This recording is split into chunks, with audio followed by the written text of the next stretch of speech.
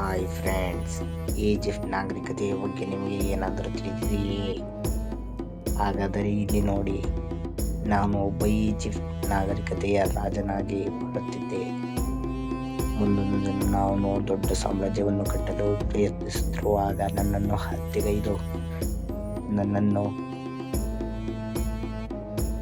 ಸಮಾಧಿ ಮಾಡಲಾಯಿತು. ಈಗ ನನ್ನೊಡನೆ ಯಾರೂ ಇಲ್ಲ. ಹಾಗಾಗಿ ನಿಮ್ಮಲ್ಲಿ ಕೇಳಿಕೊಳ್ಳುತ್ತಿರುವುದು ಏನೆಂದರೆ, ಸತ್ತ ಮೇಲೆ ಯಾರೂ ಎಲ್ಲೋ ಏನನ್ನು ತಗೊಂಡು ಹೋಗುವುದಿಲ್ಲ. ಹಾಗಾಗಿ ಎಲ್ಲರೂ ಸಹಿತ ಒಂದಾಗಿ ಬಾಳಿ. ಜಾತಿ ಅಸ್ಪೃಶ್ಯತೆ ಇನ್ನಿತರೆ ಎಲ್ಲ ಸಮಾಜದಲ್ಲಿ ವೈರತ್ವವನ್ನು ಬೆಳೆಸುವ ಯಾವುದೇ ವಹಿವಾಟುಗಳನ್ನು ಮಾಡದೆ ಎಲ್ಲರೂ ಒಟ್ಟಾಗಿ ಬಾಳಿ ಎಂದು ಈಜಿಪ್ಟ್ ನಾಗರಿಕತೆಯ ರಾಜನಾದ ನಾನು ನಿಮ್ಮೊಡನೆ ಹಂಚಿಕೊಳ್ಳುತ್ತಿದ್ದೇನೆ.